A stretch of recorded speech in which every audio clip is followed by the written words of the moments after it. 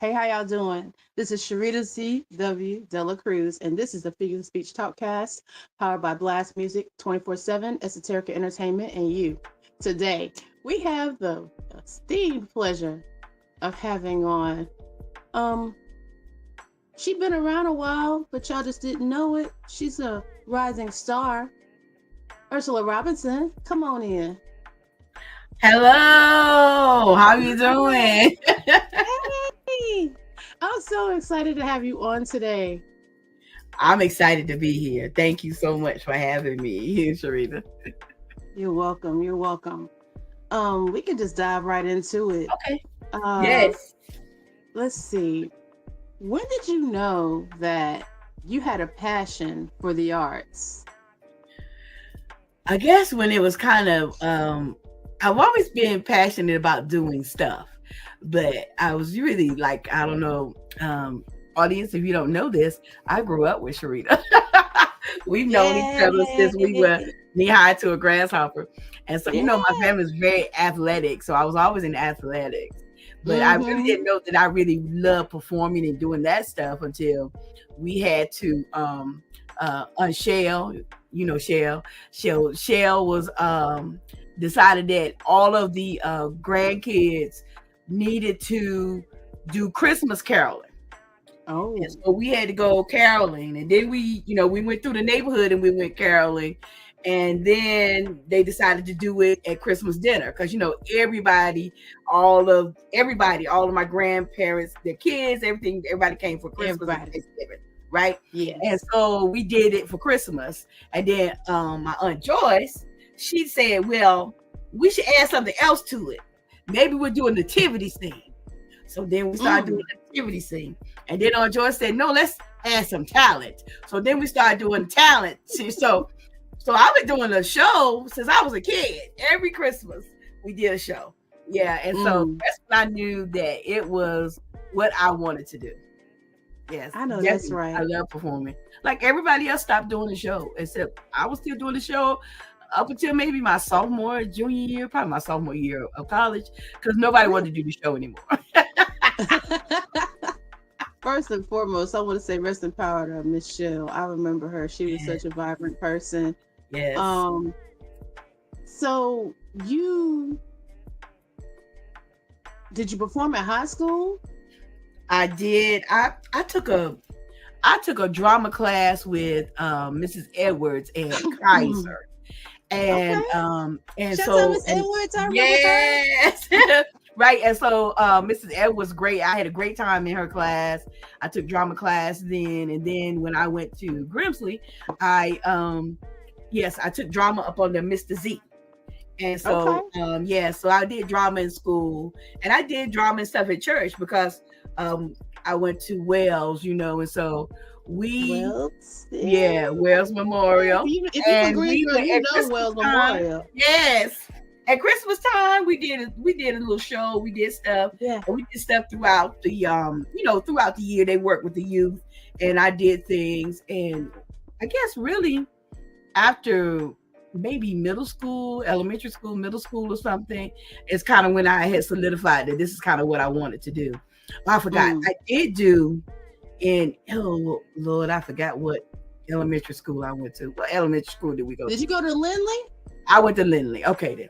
So it was at Lindley that they had a French immersion class. So they put me in the Mm. French class, and we did a play in the French class. And I told my mama, I think I forgot to tell her what day to have my costume. I think I told her, I'm not sure, but I was the only kid on stage without a costume, and Mm-hmm. they had these fake rowboats, and I can still remember. And we were rowing the boat, singing "Farah Jacques, dormez-vous, dormez-vous." Yes, that was my first play Oh wow! at And Lindley. the only reason I know that you went to Lindley is because my aunt Rita went to Lindley. Oh yeah, okay, yeah, Yeah, okay, so when she runs down the schools that she went to, I know okay, those are schools y'all had to go to because I was right, right across the street.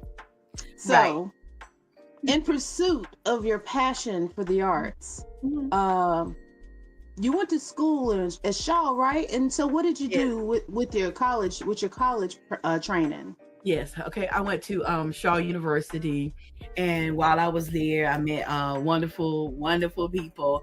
Went to school with some great people. Actually, I went to school with the Lords of the Underground, the rap group. Oh They wow! were, Shouts out to yeah. Underground. Yeah, and so one of them was a drama major, and then the other Mm. ones kind of met each other while they were there at Shaw, and that's the time that I was there. Oh, I'm about to put the age on myself, but yeah, but that was about the Yes. time.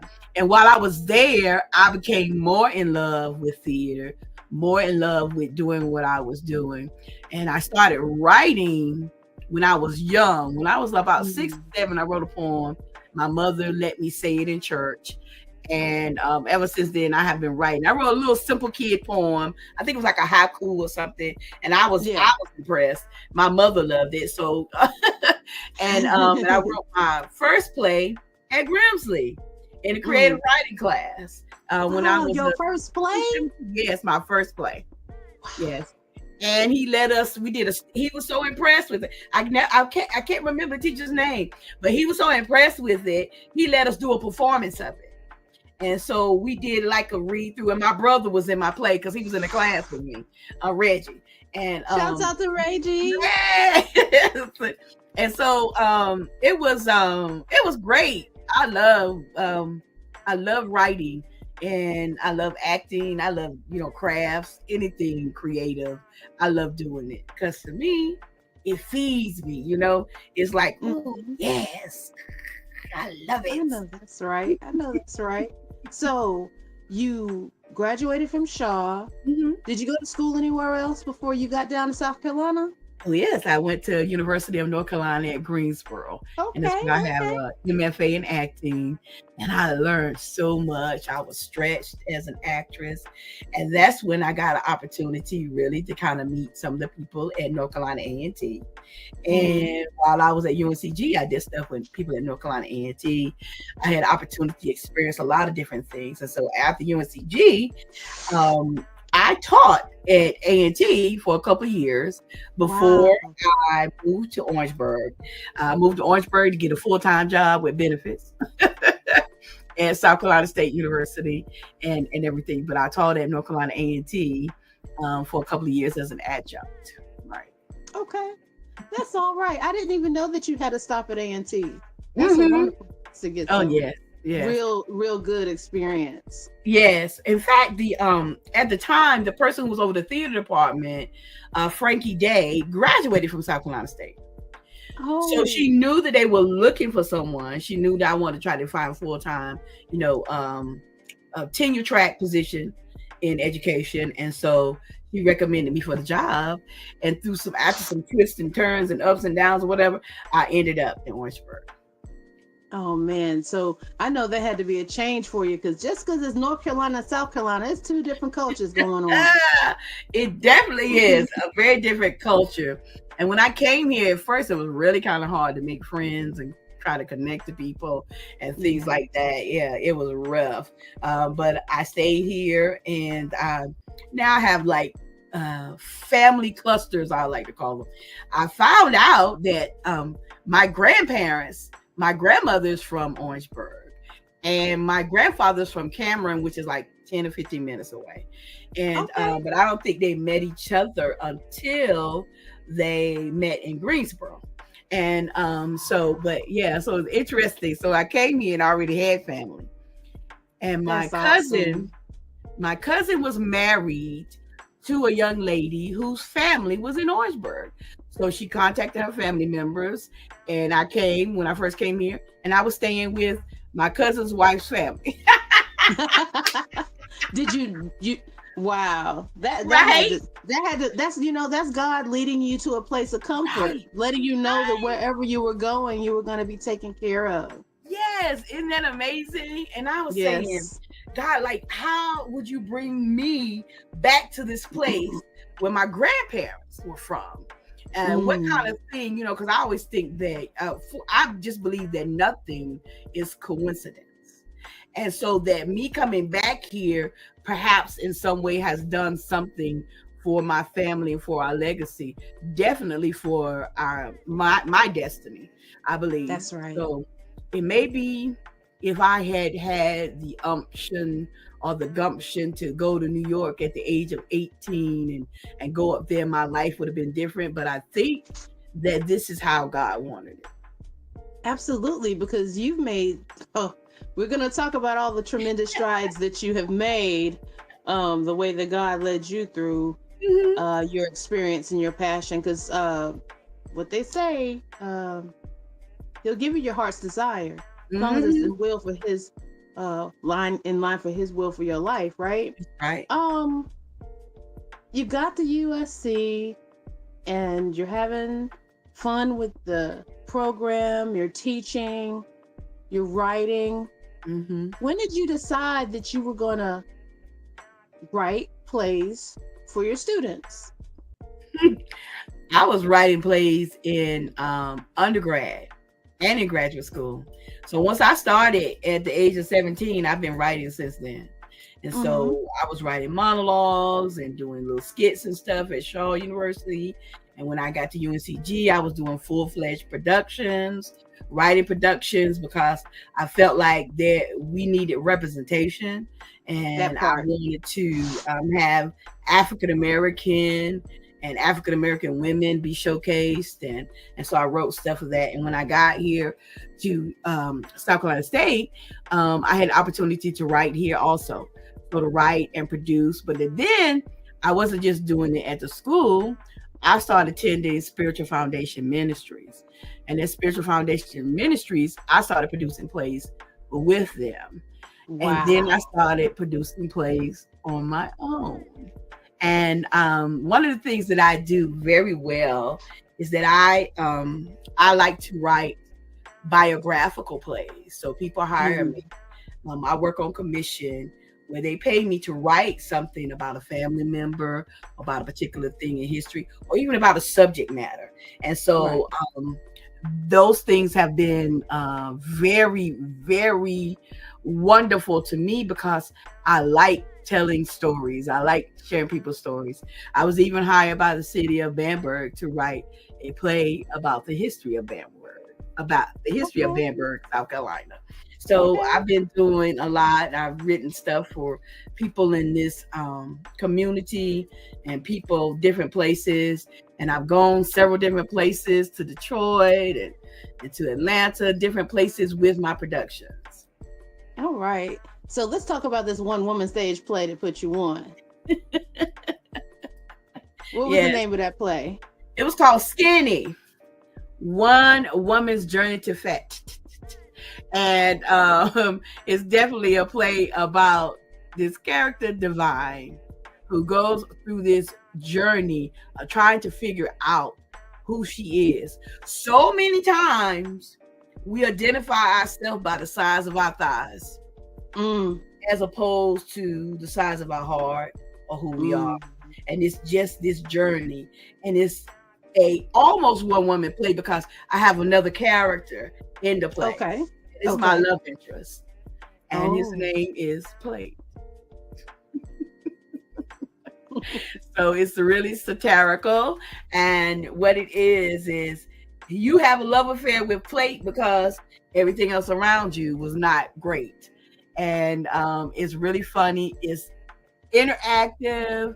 I won an award for best play, best I, playwriting, or best writing at the Atlanta Black Theater Festival. that's right. That's why I said that's the one that put you on right there.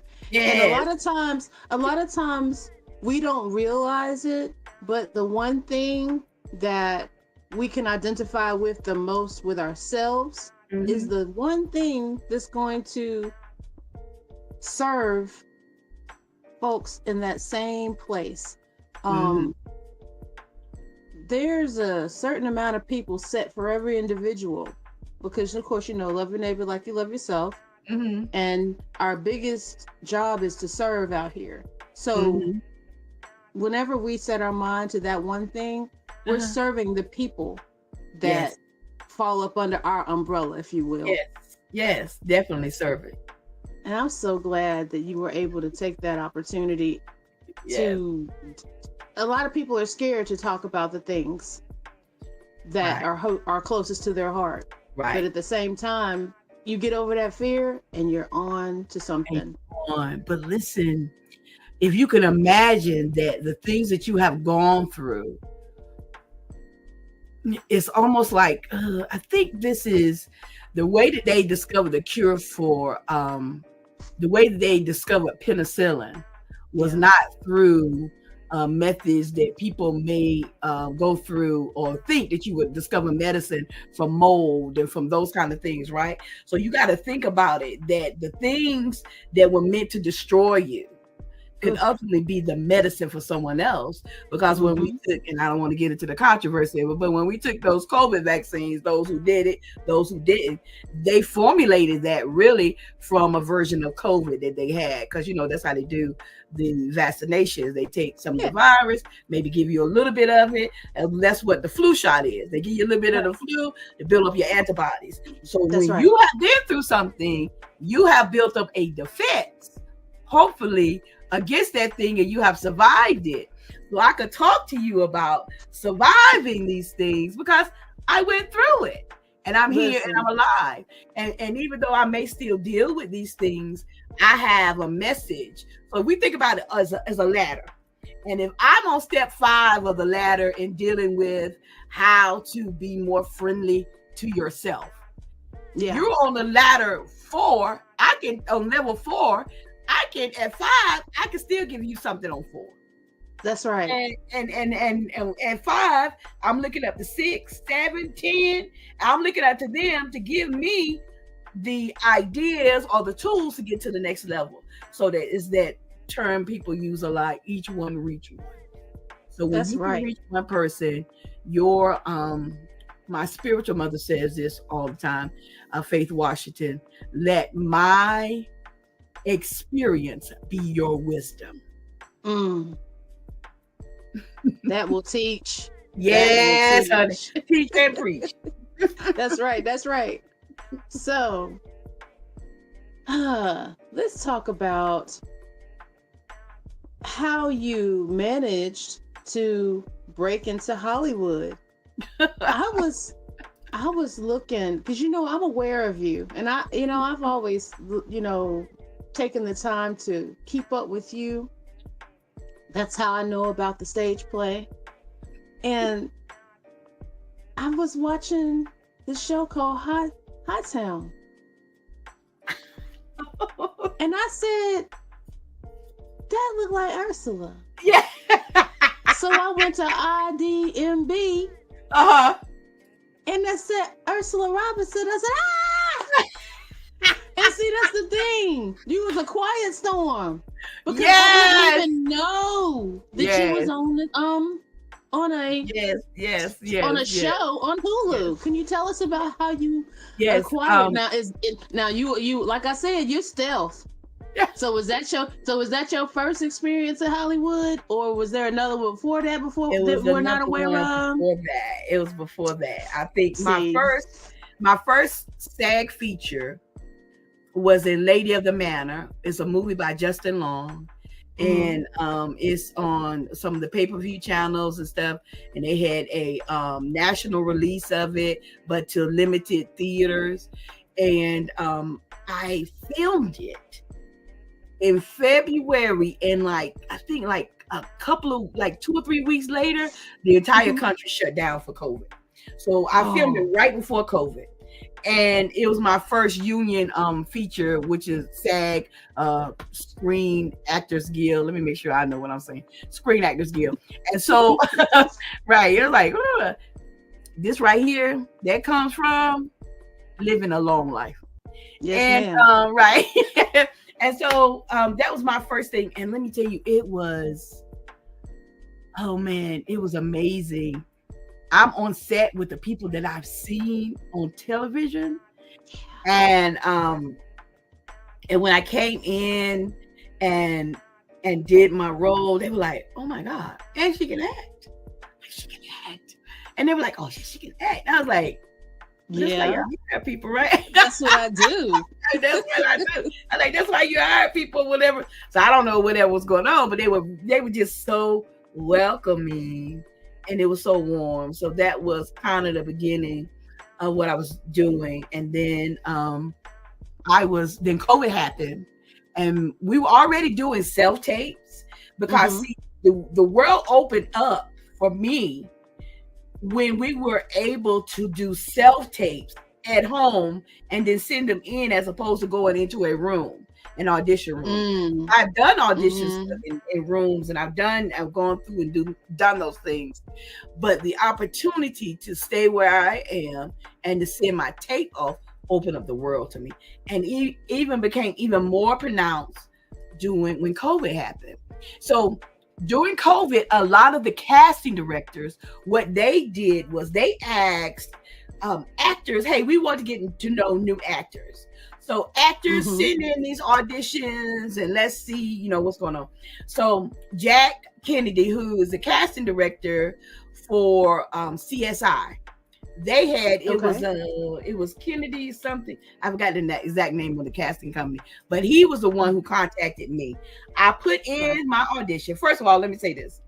I was Mhm. doing a lot of auditions for a lot of different things for people who wanted to showcase actors because actors were out of work and COVID was Mhm. shut down and everything. And I was saying to my girlfriend Deneen, I said, Deneen, honey, there's a lot of stuff, and we're just doing all these auditions for everything. And I was like, now that we were locked up for COVID, that meant that the million things that I already used to do, I didn't have to Mhm. do, and I had planned to just sleep.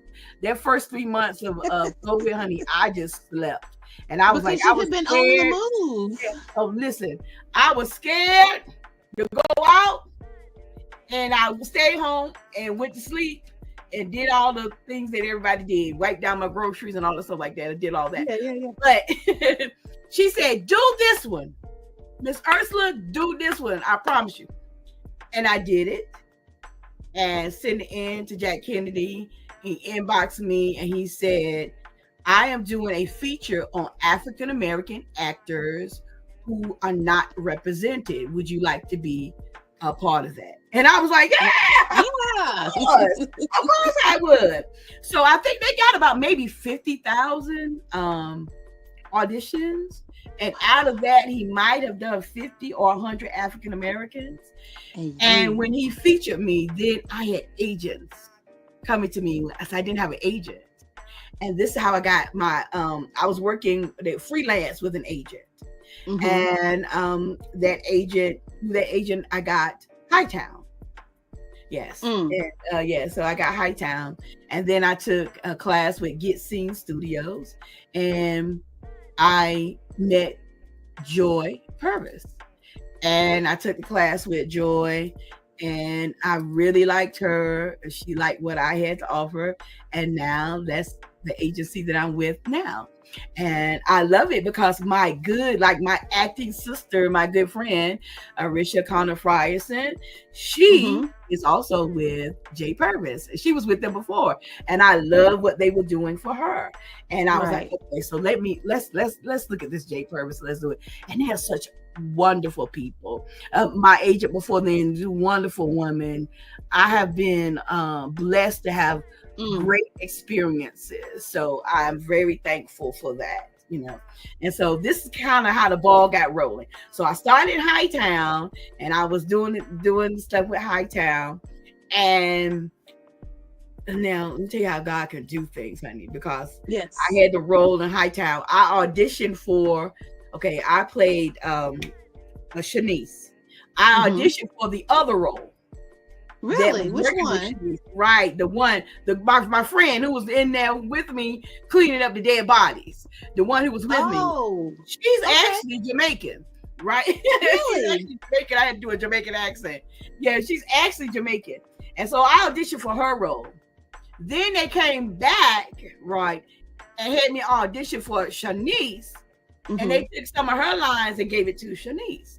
And I was like, oh, this is interesting. And then I got cast. I got Can I cast in ask? the role, and it was everybody there was so nice. And so as the story evolved, the other person, she was killed off in the story.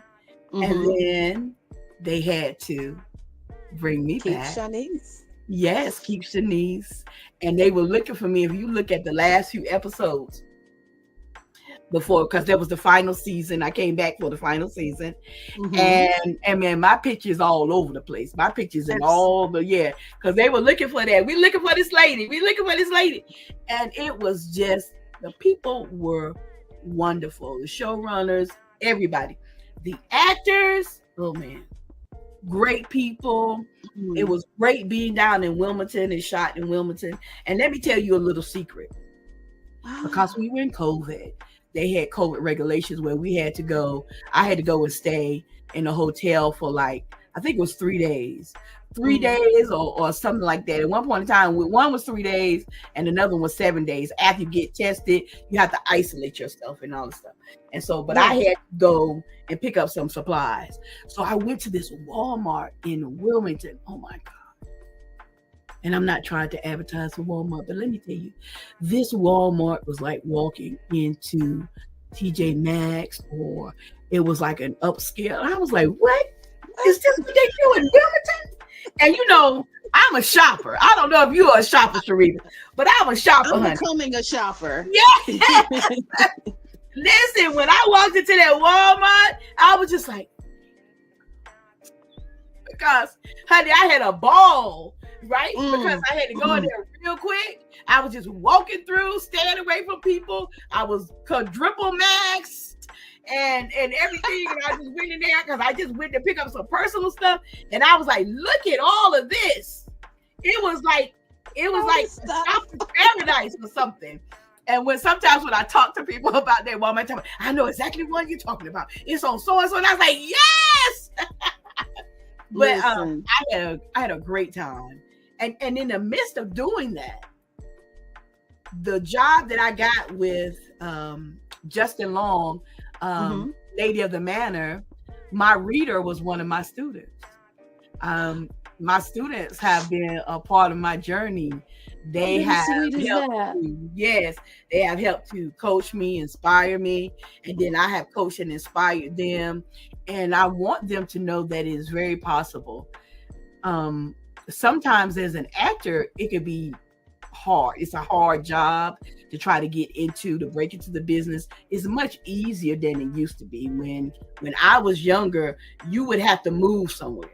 Because in order to get an audition, if you stayed in your town or whatever, you would have to drive somewhere, because Atlanta was not the place that it is now with all of these wonderful stuff.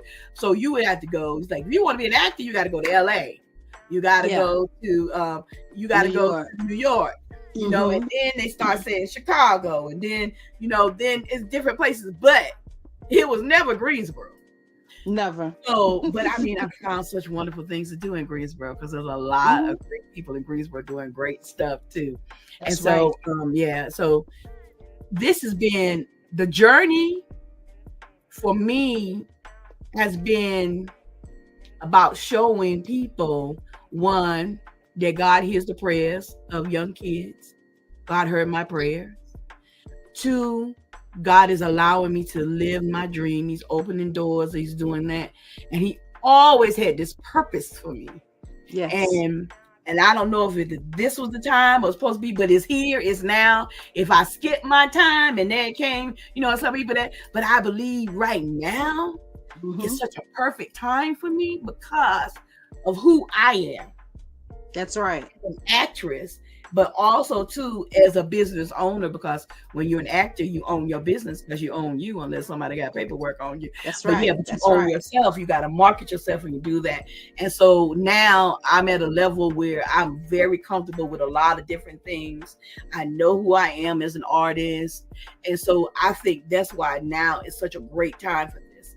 But I also too, while I'm working on those things, I needed to keep my feet on the ground and get some checks coming in while I was doing the other stuff, right? And so I have the great colleague who comes to be supportive. So when I go to do things, he's working with the kids, he's holding down the program, and he's doing those things. Very supportive. People around me supportive. My church is supportive. Spiritual Foundation Ministries. Oh, did I tell you I'm over the creative spiritual arts department? So I work with youth. I work with everybody in the church. I do lots of different things. I've been public relations and doing all kinds of different stuff like that. So the stuff that I'm doing now for me as an actress, I have done for my production company. I've done for my church. I've done it for my school.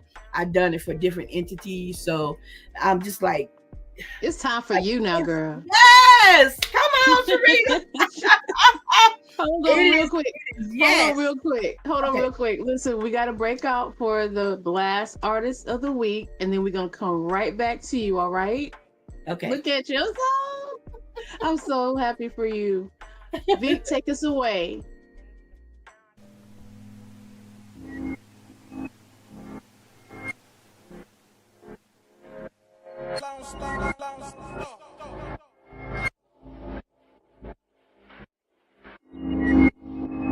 As a man thinketh in his heart, so is he. Now, look in the mirror, tell me what you see. See.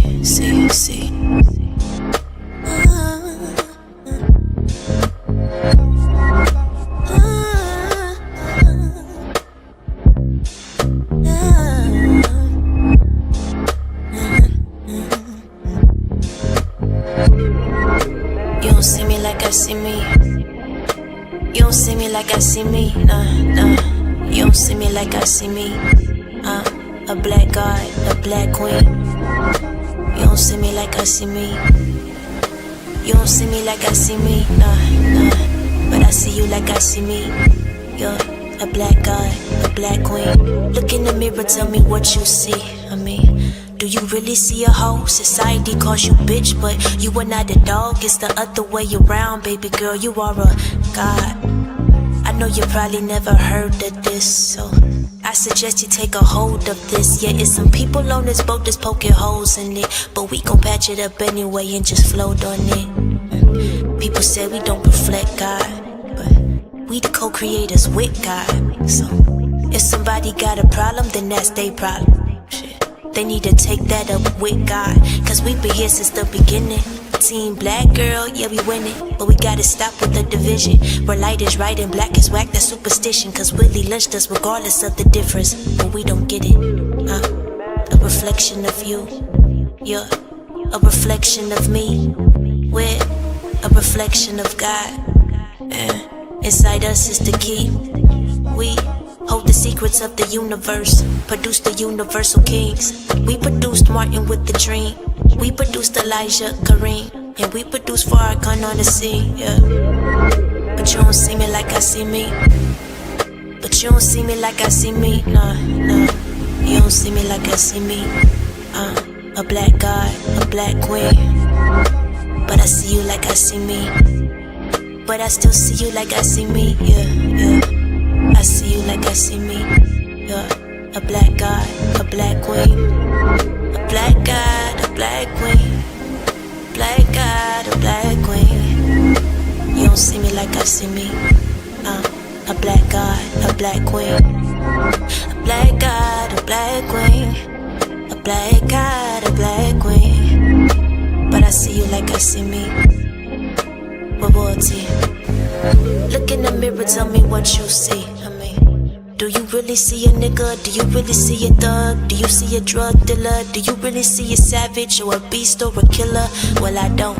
I know you've got a lot to carry, a wide load. They changed your name from Kuta Kinte into John Doe. You say your eyes is wide open, but your mind closed. Cause you don't think that you a god. But I know that you got more to offer than what shows. Your dirt's been exposed, but you gotta dig deep to find gold.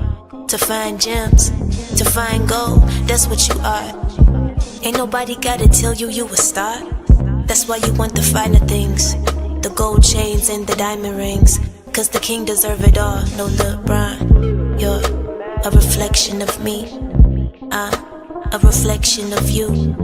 We're a reflection of God, and inside us is the truth.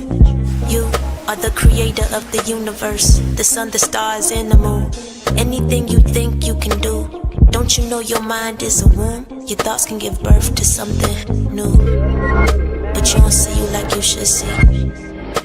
You don't see you like you should see, nah, nah. You don't see you like you should see. You're a black god, a black king. But I see you like you should see. But I still see you like you should see, yeah, yeah. I see you like you should see. You're a black god, a black king. Black god, a black king. Black god, a black king, yeah. But you don't see you like you should see. You're a black god, a black king. A black god, a black king. A black god, a black king. But I see you like you should see. You're royalty. That's what's up. All right, we're back. Yes. We were just talking about how you allow God to lead you into all of these places for others, and now it's your time, right? Yes, it is. It definitely So is. after Hightown, and I wanted to say that they was missing an element when you left for that little bit of time. I watched it, and I'm not even a TV watcher or anything like that. I've gotten married to someone who really likes TV and stuff, and I'm the listen to music, writing type. So I have to definitely compromise. But one of the shows that I started watching, intentionally, was Hightown, because you were in it.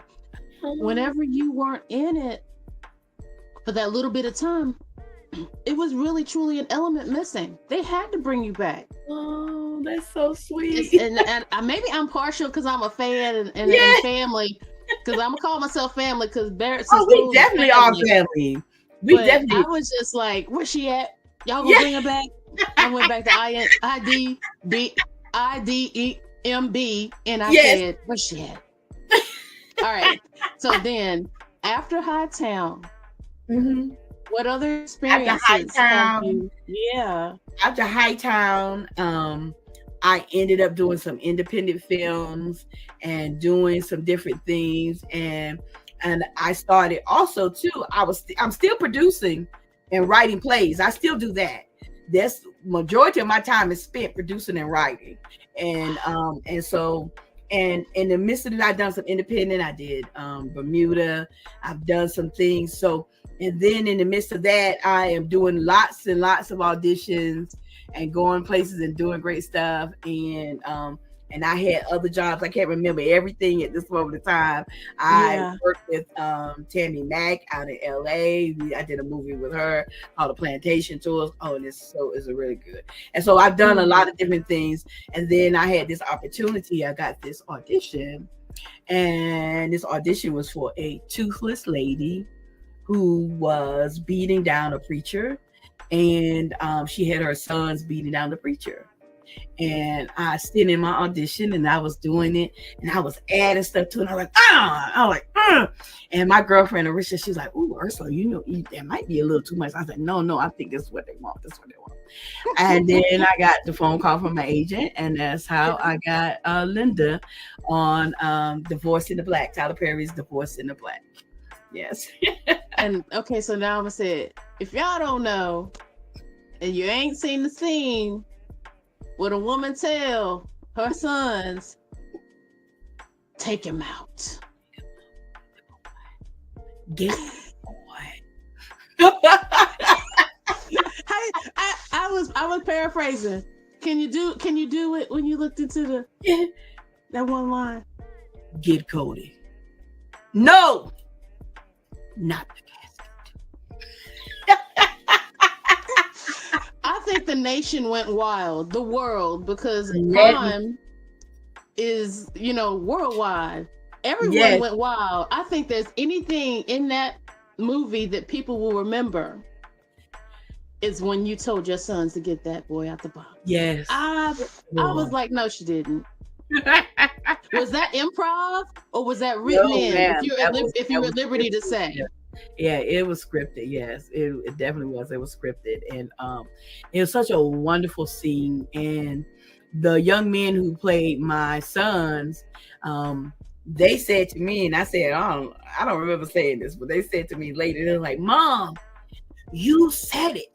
You said there has never been an opening to a movie like this. See, I'm a movie buff and I'm a television buff. I watch all kinds of things. I like only thing I don't watch is horror movies. Me either. It is not for me. Yeah. But listen, I will play in one. Because see, the scary stuff is the music. It's the build up. Right. It's the music, and the music start doing, and I go, yeah, like this.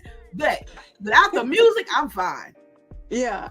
So I will play in one. So if you want to cast me in something, don't be afraid to do that, because I will. I have a great screen. And so so here I am getting this opportunity to do this. And I said, this is going to be big. And I don't remember saying it, but they told me I said it, and I probably did. And because I was like, I've never seen this done, because it set the movie. After that scene, the movie, you knew exactly where we were going, what was going. It really set the movie up. Mr. Perry did such a great job of creating this atmosphere where this powerful explosion can happen. Yes. And it worked. And I just thank God that he saw something in me that would let him cast me in this particular role. And I had a great time. Oh man, let me tell you. My first day on set, I met Tyler Perry. I met Richard Lawson, Debbie Morgan, Joseph Lee Anderson, and had my very first scene shooting was with Megan Good. Legendary, folks. Let me just tell you, could you walk into a better situation? Could you go into something? I was like, I am surrounded by legacy and greatness. Yes. And you fit right in, because you are legacy and greatness. Oh, thank you. Thank you so much. So it was great. I was just so enthused to be there. No, man, I was like, oh my God. I can't believe you had to hold that in. You had to hold the fan back. I was like, God, this is me. Okay, this is me. We got this. And I enjoyed it. And the people at Tyler Perry Studios, beautiful people. Let me tell you, I really enjoy set life.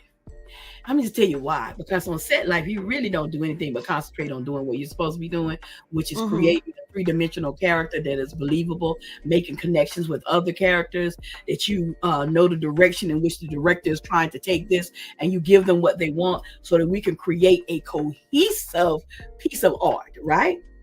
So they allow you the freedom. On most sets, they do this. On all the sets, they do this. They bring the food to you. They pick out the clothes. They do your makeup. I didn't have to make no decisions except for like what I wanted to eat. And it was so much stuff that you could choose from. And then, I'm sitting there waiting, and I'm a very social person. So even when I was working, let me say this too. I did a lot of background work too, so that I could understand how television is made, how movies are made. And I think that's very important if you want to be in this industry. Try doing some background work, because that's going to show you some things. It's going to train you, one, to know where the camera is, how you need to move and navigate yourself to make sure that you're making love to the camera. So you got to figure out how to make love to the camera when you're the focus and when you are the side chick. That's a good analogy. Right? Yeah. Right. So I did a lot of background work, and I learned so much from the African American people working backgrounds. I worked a lot of African American shows and things, and you've seen me in some of those things. Come Sunday, I was in the choir. I was a member of the choir. What Men Want. I had a scene, like a moment with Taraji P. Henson. It ended up on the cutting room floor, but you can still see me in that scene where she first discovers the voids, and my husband says something to her about her breast and everything in his head, and she can read it. And I'm looking at her like, Are you trying to steal my man? What you doing? Right. And I'm so thankful for those experiences because I had the opportunity to meet Andrea Craven, who is a casting person. I think she has in her own company, but she also used to do for Bill Marinella casting in Atlanta. And so I just made inroads. God just opened up doors and everything. So for me to find myself in this moment with Tyler Perry Studios doing what I love to do, it was so beautiful. And they're nice people. We talk, we joke. I mean, we had a good time. I had a great time on Hightown too. And I've never really had a bad set experience, really, except for one time. And that was just because, I don't know, just a production person. And I just whatever. But it was it. It was it. Yeah. It was just a communication problem. But I've never really had, and I love set life because all you do is work on your art and you talk to other people. These are things I love that. I love that stuff. And so, so it was beautiful, beautiful opportunity. Yeah. So that was a hit. I believe that might have, I don't know, did it set a record? Yeah, it was number one. It was number one. It was number one for a long time. And I think that's the one that increased the number of subscriptions to Amazon, or was it Netflix? One of them did it. I can't keep it up, but one of them, either Beauty and Black, set the number, a record number for of new people to Netflix, or it was Amazon Prime. And Ursula, I need to get my information correct. Divorce in the Black was on Amazon, and Beauty and Black was on Netflix, and we're about to get to that one. Okay. Listen, so this is so exciting because I've seen you grow. I love watching people grow. Yes, thank you very much. You got this exceptional experience on the Tyler Perry Studios. Like, I mean, that whole that Army base turned into a studio. Yes, I know it's amazing just to be there. It is. And then you know, you're not even off of the roller coaster high of breaking records with this new company that you're working with this new platform that you're working with. Then they call you back and say, hey, Beauty in the Black. What's that? How did that happen? It was, honey, it was beautiful. So I got the audition. I got the audition notice. I did the audition and I went to the callbacks. And so at the callbacks, the character was an older woman. And at the callbacks, I was the only woman in my age bracket. And so it was all these younger girls in there wearing the outfits, the stripper outfits and that kind of stuff like that. So all those young ladies in there. And I was like, well, who is my competition? I was like, well, who am I competing against? Because that's what we do. You know, that's what we do. We look and say, well, who's my competition? Let me see what I got to work on. Let me see, what I got to do up in here, right? And I was like, and I called my girlfriend. I was like, I said, Ursula, I'm the only woman of age in this place. Oh my. He's like, oh, because you got it. I like, well, honey, I don't, I'll claim it, but I'll name it when I sign the contract. No. That's it though. But it was that. It was that's the humility. That's the humility in you. Yeah. I am thankful. I'm really thankful that people see the gift in me and that people want to work with me, and not in a I'm so the low self-esteem kind of thing. No, I am thankful. If there's anything, your confidence is through the roof. Thankful because I know what I've been through to get here. So right. I'm thankful for the opportunities. I'm thankful, and I know that my thankfulness is opening doors not just for me, but for my kids, for my students. Because you know my family, and you know my family were givers. They were people of the community, just like your grandfather, Mr. Bass. Yes. And so we are blessings because the people before us were blessings. Your grandfather, Mr. Barrett, was a blessing to the community. He was a blessing to his family. He was, he was the shop teacher. And I enjoyed, honey. I made a wooden plant hanger in his class. But he always gave me a break because I wasn't doing stuff right. He always gave me a break and everything. But he was such a great person. But he was such a community activist. He was always about community.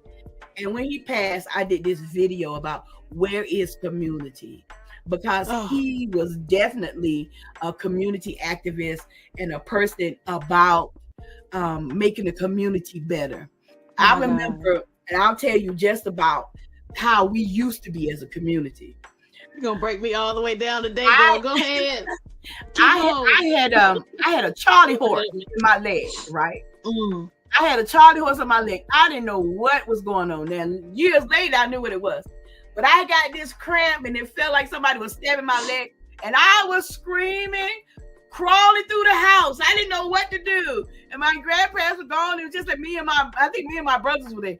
And I was crawling, and my brother told me, what is wrong? What's going on? I was like, I'm dying. And Mr. Barrett called. He heard you across the street. You know he knows you. Mr. Barrett called. And Mr. Barrett was like, are y'all okay over there? Girl, we got scared. And the pain in my leg went away. I was like,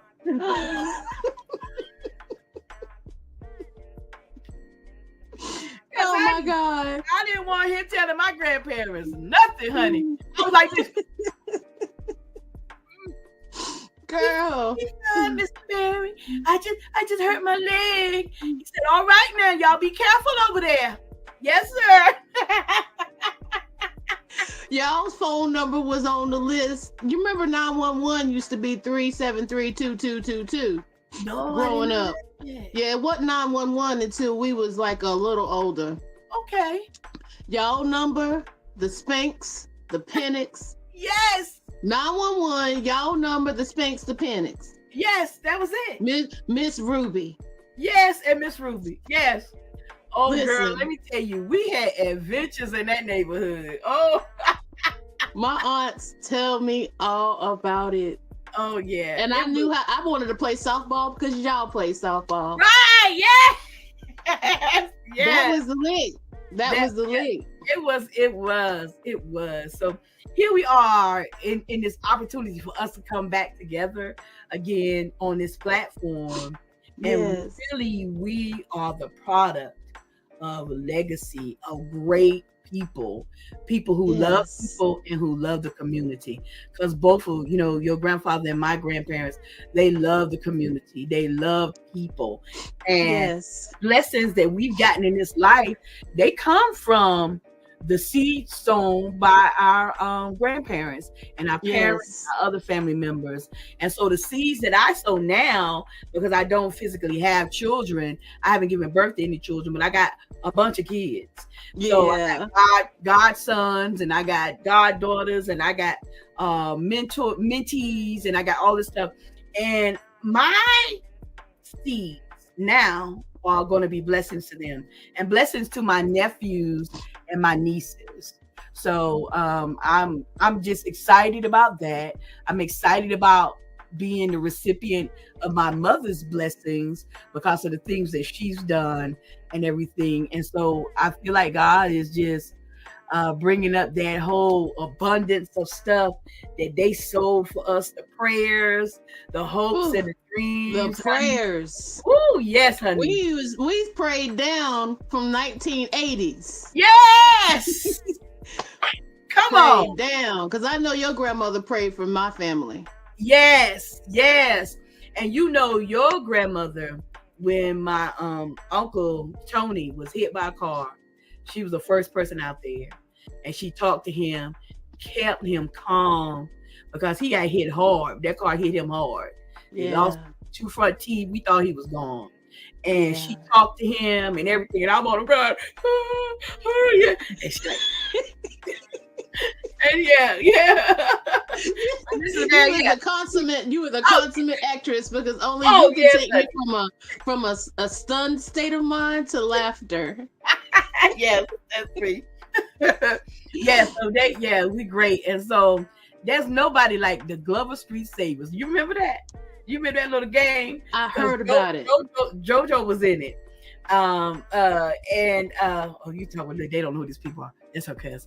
It's okay. It's okay. That just lets them know that there's flavor in the favor. I'm trying to tell you. Yes, it is. And so it's just a blessing.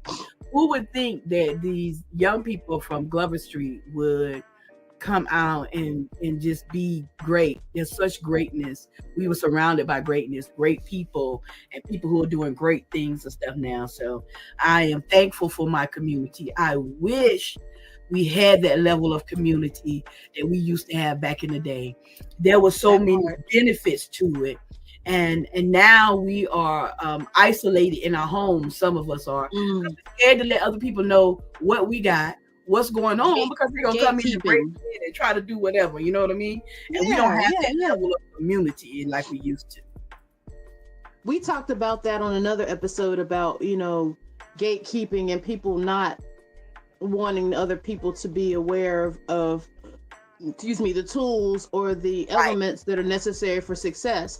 Yes. But again, I'll say what God's got for you is for you, even if you're doing something similar or something exactly like another person right next to you. That's their blessing and this is yours, and you're more than welcome to share with others what it is to get you places. I will say that Tabitha Brown is a good example of that too, because she'll tell you all about what she did. Because she is so confident in what she's doing. There's nothing that anyone else can take away. And you are the same exact way, because you are a teacher, because you are an administrator, you and a creator, first and foremost. You don't mind sharing what it is that got you where you are, because you know that Ursula O. Robinson's gift is hers. Right. And Jimmy Jones over here, I can tell Jimmy Jones exactly what to do, and that will be conducive of what God's plan is for Jimmy Jones. That is one of the greatest things that I have ever realized. Rita, one of the things that helped me get to this place also too is that my good friend that I talked about her before, Ursula and I were going up for the same roles. We would actually compete for each other to do the things. And at one point in time, I felt like she was getting everything, and I was like, yeah. And then another friend of mine said, well, you got to make a decision. Are you going to be able to live with that or not live with that? Right? And I said, I can live with that, because guess what? I know that what's for me is for me. And the things that she gets is for her. But our coming together and working on it was mutually beneficial to us both. It helped me to grow as an actress. And even having her as a friend, not just an actor friend, but a friend, a sister, has been so beneficial to my life. She is so awesome to me. And so part of what I've learned from our relationship is to really and truly know that if something is for you, it is for you. It may take 5 hours to come to you or 5 years, but it's coming to you if it belongs to you. If God hasn't, so you having this thing or that, it's going to come to you. You just got to be in position. That's right. Positioning is everything. Everything. Because that means you have to deal with the highs and the lows, and even in those moments where you feel like, man, I'm giving up on this, I don't have time for this anymore, or I don't want to deal with that individual. Just like you said about that instance where you had that one bad experience on set, and it might have just been an individual that you didn't necessarily agree with or work out with, but you still came in there and did your job. And I think that is a significant part of how we overcome obstacles and still see the glory in the things that God has set forth for us. I personally, I don't take too much time on me because it's all about you today. I personally I used to just back down from situations whenever I felt, I don't mind confrontation or anything like that. I'm a very, where I come from. So, I don't mind saying what I got to say. Right. But I used to just really be like, well, I guess I'm not good enough. I'm just gonna go to step to the left. I don't do that anymore. I learned that in my 30s. I can't do that anymore because that right there was just part of the test to see if I'm ready. And the readiness is all, especially whenever you can identify whenever it is that something might be a conflict or a challenge and you press through it. Right. Yes, conflict and challenge. Yes, and then and even with the relationship that I have with Ursula and with my other actress friends and everything, I don't think that I ever felt jealous. I just wanted to get the same stuff she was getting. Yeah. But I knew she deserved to get what she was getting because I seen her work. Honey. Yeah. That girl fire. And she can work. That girl is fire. You know what I mean? And so, and then the person talking to me, they was like, you accept this or you don't accept this. You make that decision, but that's with everything. Because I was just talking about relationships with the person. Yeah. I was talking about I got all these relationships with these other actors. We all are maybe in the same kind of category. So we all auditioning for the same thing. So do you say because we're all auditioning for the same thing, I can't take this, I can't take this, jealousy is going to come about if they get this or whatever? Well, why? Because you're all really feeding each other. Mm-hmm. Y'all all feeding each other and working together. And see, that made me grow. It made me grow because I didn't look at it as I'm competing against her or the other ladies. I'm really, I don't even say, people say compete against yourself. No, I don't even think I was competing against myself. What I was doing was showing up and being in the right position. So I just had to make sure that I was in the right position and that I was giving what I needed to give. I had to make an adjustment to stage from working in theater to television and film. And part of that was learning how to work with this different medium. So, and with me working with these other actresses, they strengthened me and showed me where I needed to get my strength from, where I needed to come up on the plate, the adjustments that I needed to make. And so, and when I first started, I was insecure about my ability to conquer this particular medium because I'm very big. I'm theatrical. Mm-hmm. I never doubted my acting. Yeah, because I've always been able to act. And I could stand flat-footed and tell you this from A to Z to 1 to 1,000, 1 million. I can act. Now, I give what the camera needs and not overpower the camera. Because I'm Zaza, I'm entertainer. I'm a pop, that's me. Yeah. I had to learn how to make sure that my inner truth spoke louder than my movements and, those kind of things. And so it's that connection and it's the eyes. And Ursula really helped me with that because she's also my coach. See how it works? Yeah, you see, look, feed. And we feed off each other and we do stuff together. So it's been great. It's it's been a wonderful journey. And listen, I believe I'm just at the beginning. This is just. I was gonna ask you what's next. I know Beauty in the Black Part 2 is coming sometime. Now I saw a date published, and then I heard somebody say that's not correct. So, but it's coming. It says spring. So look for the spring of this year. And I got some other projects that I can't reveal to you what they are. Of course. As they come up, I'll let you know.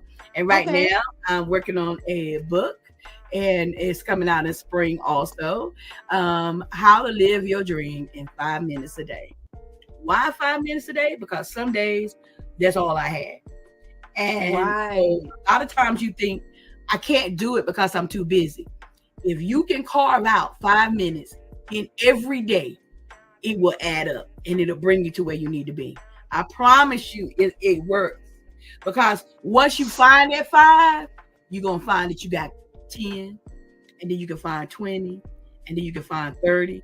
Because the first thing you got to do is sit down and create a vision for yourself. What are your dreams? What are your aspirations? How are you going to get there? Then also part of that 5 minutes is knowing which classes to take, because I still take classes. I still go out there. Yo, no, baby, you got to. Yeah, I'm forever Learning learning. never stops. Yes, never stops. I take all kinds of classes. When I first started, I was like, I got 3 degrees. I don't need no classes. That's where I was. I don't need no classes. And then I realized, oh, you need classes. No, baby, you need that sounds like a New York Times bestseller to me, because I've never heard the concept of 5 minutes, but the way you break it down, because you're concentrating and looking at your craft 5 minutes a day, it's going to increase your time inside of that particular thing. That's amazing. It is. And it's the way that I approach things. Because, you know, not only am I producing and writing and teaching as I also have a company, a production company, Ursula Robinson Productions. I also have a art academy, and where we're bringing drama to the kids in school. I also do things for the church. I work with Spiritual Foundation Ministries. I also do other things. So I had all these things on my plate. And where in here is room for my dream? Because my dream is the dessert, right? So if I'm at a buffet and I got this big old plate and it's full of pot roast, I really like pot roast, but pot roast and rice and all this other great stuff, and I'm looking at this plate and I can barely hold this plate. You know that Thanksgiving plate? You've been smelling all that good stuff and you ready to eat, chomp, chomp, chomp, and your hands are full like this. How do you pick up your drink? How do you pick up your dessert? That's right. I had to learn, because sometimes you got to go put your plate down, go back and get your dessert. You know how we do, get your dessert. And what I have learned to do is sometimes get my dessert first and then come back to the plate. Listen. Because when I eat that dessert, if it's good, you know how that, that's right.